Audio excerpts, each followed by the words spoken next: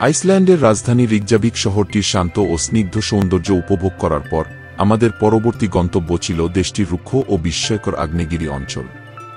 রিকজাভিকের রঙিন বাড়িঘর এবং আধুনিক স্থাপত্য ছেড়ে আমরা যখন বাইরের দিকে যাত্রা করলাম, তখন থেকেই প্রকৃতির এক ভিন্ন রূপ আমাদের চোখে ধরা দিতে শুরু করল।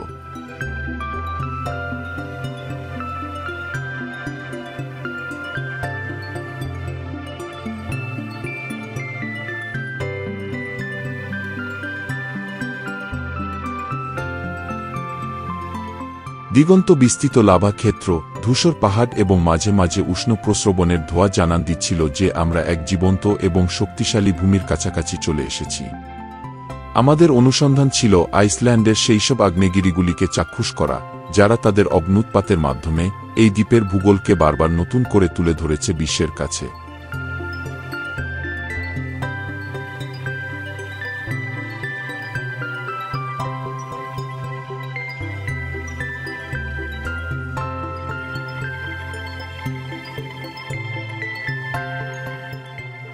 আগ্নেয়গিরির অগ্ন্যুৎপাত নয়, এখানে লুকিয়ে আছে এক ভয়ঙ্কর সত্য। আইসল্যান্ডের সুন্দর প্রাকৃতিক দৃশ্যের নিচে লুকিয়ে আছে আগ্নেয় সন্ত্রাস। কি এই রহস্য? কেন বিজ্ঞানীরা চিন্তিত? এই ভিডিওতে জানব আইসল্যান্ডের মাটির নিচের সেই অদৃশ্য শক্তির কথা, যা যেকোনো মুহূর্তে বদলে দিতে পারে পুরো ইউরোপের মানচিত্র। ভিডিওটি শেষ পর্যন্ত দেখুন, কারণ শেষে আছে চাঞ্চল্যকর তথ্য।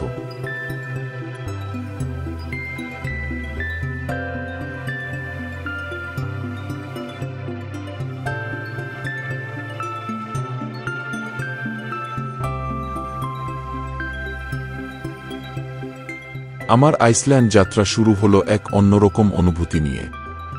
চারদিকে রুক্ষ, কালো পাথরের স্তূপ, যেন কোনো ভিনগ্রহের ল্যান্ডস্কেপ। বাতাস এখানে শীতল, তবে মাটির গভীরে যেন লুকিয়ে আছে উত্তপ্ত শ্বাস। মনে একটা চাপা উত্তেজনা, কারণ আমি এসেছি এমন এক দ্বীপে যেখানে প্রকৃতির দুটি বিপরীত শক্তি, বরফ আর আগুন, একে অপরের সাথে নিয়ত সংগ্রামে লিপ্ত।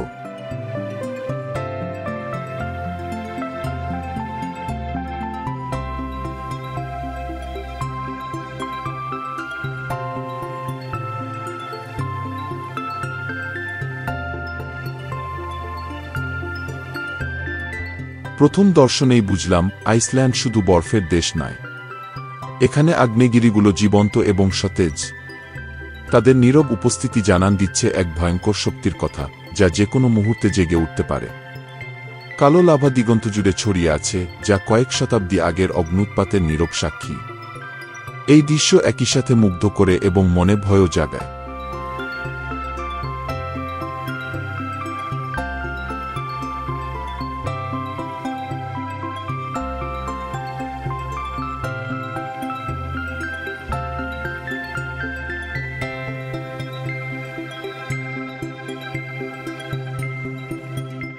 আজ আমি যাচ্ছি সেই সব আগ্নেয়গিরির কাছাকাছি, যাদের নাম শুনলেই মনে শিহরণ জাগে।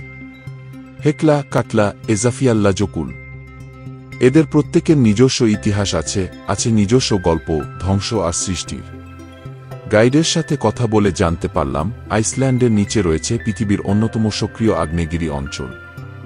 টেকটনিক প্লেটের সংঘর্ষ এখানে নিত্যনৈমিত্তিক ঘটনা, যা জন্ম দেয় একের পর এক আগ্নেয়গিরির। এই দ্বীপ যেন এক বিশাল জীবন্ত আগ্নেয় চুল্লির উপরে ভাসছে।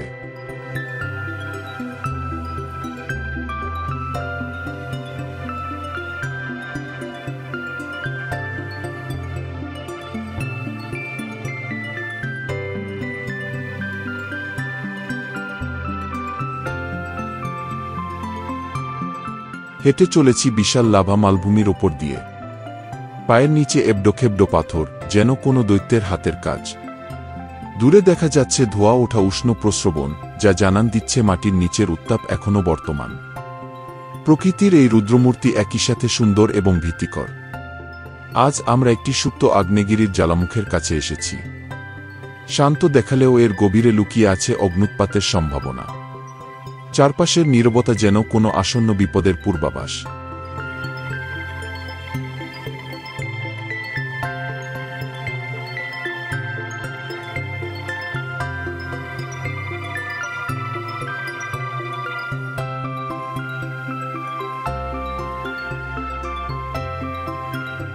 স্থানীয় এক বৃদ্ধ জানালেন, তাদের জীবনে বহুবার আগ্নেয়গিরির আতঙ্ক নেমে এসেছে। ঘরবাড়ি ছেড়ে নিরাপদ আশ্রয়ে যেতে হয়েছে, ফসলের ক্ষেত ছাইয়ে ঢেকে গেছে। তবুও তারা এই ভূমিকে ভালোবাসেন, এর বিরূপ প্রকৃতিকে মেনে নিয়েছেন।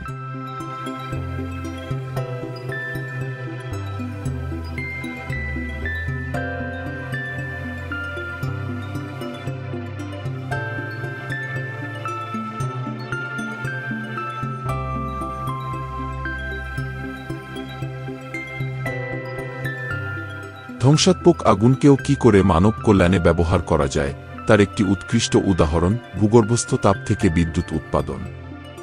আমরা তেমনি একটি জিওথার্মাল পাওয়ার প্ল্যান্টে গেলাম। এখানে আগ্নেয়গিরির ভেতরের উত্তাপকে কাজে লাগিয়ে বিদ্যুৎ উৎপাদন করা হয়। প্রকৃতির এই শক্তিকে নিয়ন্ত্রণ করে মানুষের কল্যাণে ব্যবহার করার প্রচেষ্টা সত্যিই প্রশংসার যোগ্য।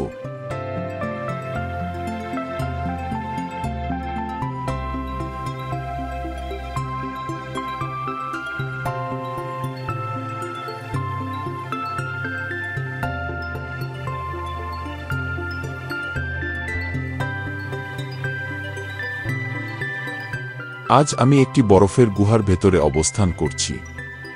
বাইরে আগুনের খেলা, আর ভেতরে হিমশীতল জমাট বাঁধা নীরবতা। বরফের স্তর ভেদ করে আসা হালকা আলো এক মায়াবী পরিবেশ সৃষ্টি করেছে। এই দ্বীপে সত্যিই প্রকৃতির দুই চরম রূপ পাশাপাশি বিরাজ করে, যা মনে যেমন ভয়ের সৃষ্টি করে, আবার মুগ্ধ ও বিস্মিতও করে।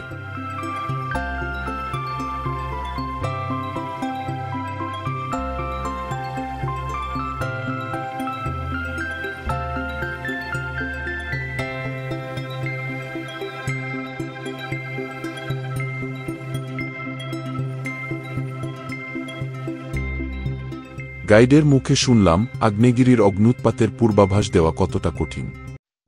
বিজ্ঞানীরা প্রতিনিয়ত নজর রাখছেন ভূকম্পন এবং গ্যাসের নির্গমনের ওপর। তবুও প্রকৃতির এই শক্তি অনেক সময় অপ্রত্যাশিতভাবে জেগে ওঠে। আমি এমন কিছু এলাকা ঘুরে দেখলাম, যা কয়েক বছর আগের অগ্ন্যুৎপাতে সম্পূর্ণভাবে বিধ্বস্ত হয়ে গিয়েছিল। এখনও সেখানে ধ্বংসের চিহ্ন স্পষ্ট। পোড়া কাঠ, ছাইয়ের স্তূপ আর বিরান ভূমি মনে করিয়ে দেয় প্রকৃতির ভয়ঙ্কর রূপ।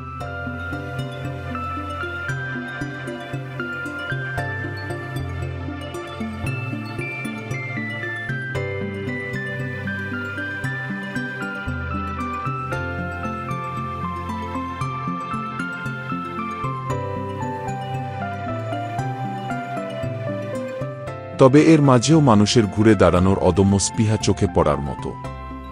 ধীরে ধীরে সেখানে আবার প্রাণের সঞ্চার করে মানুষ নতুন করে ঘরবাড়ি তৈরি করছে। জীবন থেমে থাকে না প্রকৃতির রুদ্রমূর্তির পরেও। আজ আমি একটি আগ্নেয়গিরি জাদুঘরে এসেছি। এখানে আগ্নেয়গিরির ইতিহাস, অগ্ন্যুৎপাতের প্রক্রিয়া এবং এর প্রভাব সম্পর্কে বিস্তারিত জানতে পারলাম। বিভিন্ন মডেল এবং ভিডিওর মাধ্যমে বিষয়টি আরও ভালোভাবে উপলব্ধি করা গেল।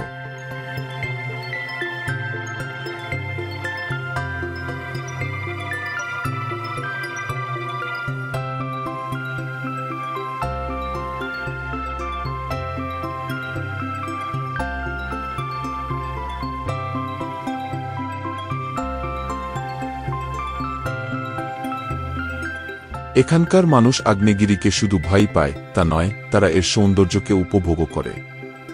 অনেক পর্যটক আসেন শুধু এই আগ্নেয়গিরি আর এর চারপাশের প্রাকৃতিক দৃশ্য দেখার জন্য। প্রকৃতি এখানে একই সাথে আকর্ষণ ও ভীতির উৎস। আইসল্যান্ডের আগ্নেয়গিরিগুলো যেন জীবন্ত সত্তা। এদের নিজস্ব মেজাজ আছে, নিজস্ব সময় আছে জেগে ওঠা আর শান্ত থাকার। এদের ভেতরের শক্তিকে অনুভব করা যায়, যদিও তা বাইরে শান্তভাবে বিরাজ করে।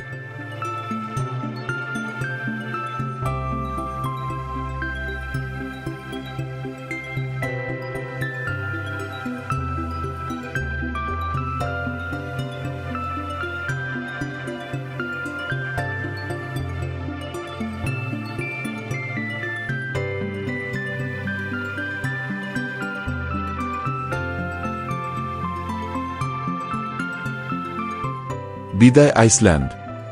তোমার আগ্নেয়গিরির নীরব গর্জন আর বরফের শীতল স্পর্শ আমি কখনোই ভুলব না। প্রকৃতির এই আশ্চর্য লীলাক্ষেত্র যুগে যুগে মানুষকে বিস্মিত করবে, একাধারে ভয় দেখাবে এবং একই সাথে ভালোবাসতে শেখাবে। বন্ধুরা, আজ এই পর্যন্তই। ভিডিওটি ভালো লাগলে একটি লাইক দিয়ে চ্যানেলটি সাবস্ক্রাইব করে আমার পাশেই থাকবেন এবং আইসল্যান্ডের আগ্নেয় সন্ত্রাস নিয়ে আপনার মতামত কমেন্টে জানাবেন। সবাই ভালো থাকবেন এই প্রত্যাশা করি।